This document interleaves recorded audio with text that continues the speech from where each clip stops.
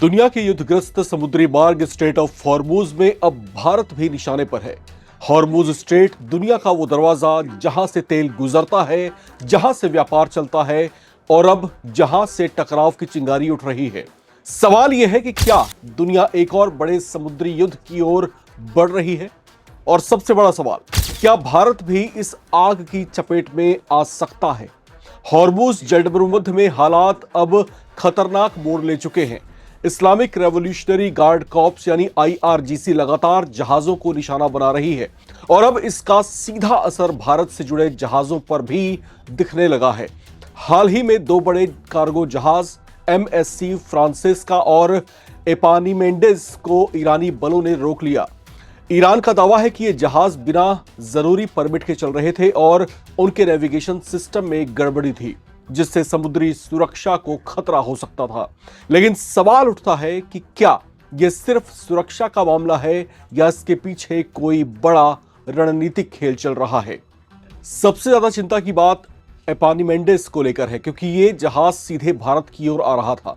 Liberia के झंडे के तहत चलने वाला ये कंटेनर शिप दुबई के जेबेल अली पोर्ट से गुजरात के लिए रवाना हुआ था, यानी साफ है कि इसका कनेक्शन भारत से था। रिपोर्ट्स के मुताबिक ईरानी गनबोट्स ने पहले इस जहाज को चेतावनी दी, लेकिन जैसे ही आदेश नहीं माना गया, फायरिंग कर दी गई।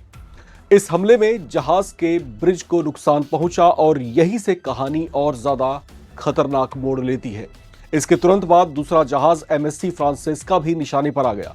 ईरान के तट से कुछ ही दूरी पर उसे रोका गया और फिर आईआरजीसी के कमांडो उस पर चढ़ते हुए दिखाई दे रहे हैं। आप इस वीडियो में ये चीजें साफ तौर से देख सकते हैं। ये वीडियो सामने आया है, उसमें साफ देखा जा रहा है कि कैसे मास्क पहने ईरानी सैनिक हेलीकॉप्टर और बोट्स के जरिए जहाज पर कब्जा कर रहे हैं। यह किसी फिल्म का सीन नहीं है, बल्कि एक रियल टाइम जियोपॉलिटिकल थ्रिलर है जो पूरी दुनिया इस समय देख रही है।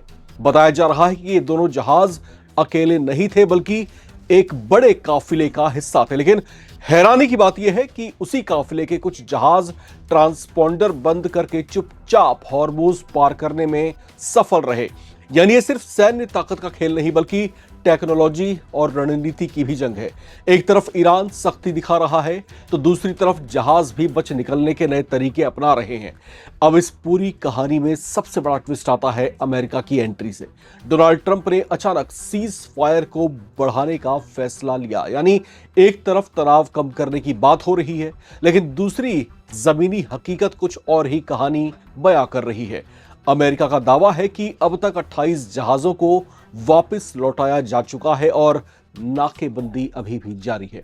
उधर ईरान के बड़े नेता मोहम्मद बागेर गलीबाफ साफ कह चुके हैं कि मौजूदा हालात में हॉर्मुज को पूरी तरह खोलना संभव नहीं। यानी साफ संकेत है कि ईरान पीछे हटने के मूड में नहीं है। वहीं ईरान के राष्ट्रपति मसूद पज़ेश्कियान ने अमेरिका पर समझौते का उल्लंघन करने का भी आरोप लगाया है। यानी दोनों तरफ से बयानबाजी तेज है और जमीन पर तनाव और भी ज्यादा है। अब सवाल यह है कि इस पूरे घटनाक्रम का भारत पर क्या असर पड़ेगा, क्योंकि भारत का एक बड़ा हिस्सा तेल का इसी रीजन से आयात होता है। अगर हॉर्मुज में तनाव बढ़ता है तो इसका सीधा असर भारत की अर्थव्यवस्था, तेल की कीमतों और सप्लाई चेन पर पड़ सकता है। और जब भारत की तरफ आ रहे जहाज पर हमला हो तो यह सिर्फ एक इंटरनेशनल इशू नहीं रहता, यह सीधे भारत की सुरक्षा और रणनीति का सवाल बन जाता है। ईरान की ओर से ऐसी गतिविधियों से भारत भी चिंतित है। भारतीय विदेश मंत्रालय के मुताबिक हमारे भी कई जहाज इस संकट की स्थिति में फंसे हुए हैं। रणधीर जायसवाल, जो कि विदेश मंत्रालय के प्रवक्ता हैं, उनसे जब इस संबंध में सवाल पूछे गए तो सुनिए उन्होंने क्या कुछ कहा।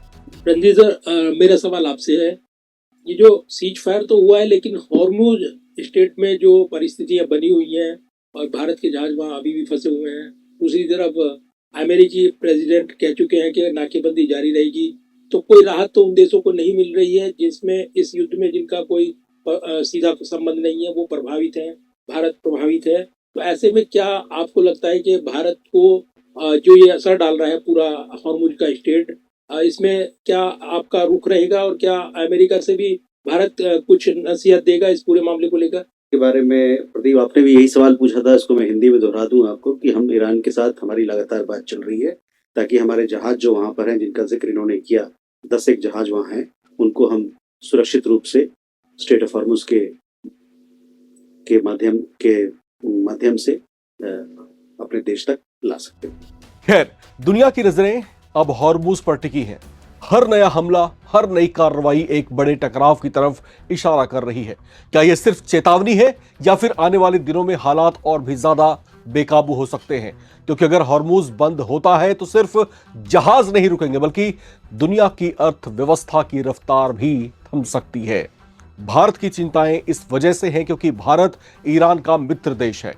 यहां तक कि जंग की स्थिति में भी, जब 40 दिन की जंग ईरान अमेरिका के साथ लड़ रहा था, उस समय भी ईरान के कई बड़े नेता बार बार इस बात को दोहराते हुए सुनाई दिए थे कि भारत के साथ उनका मित्रवत संबंध ऐसे ही बना रहेगा।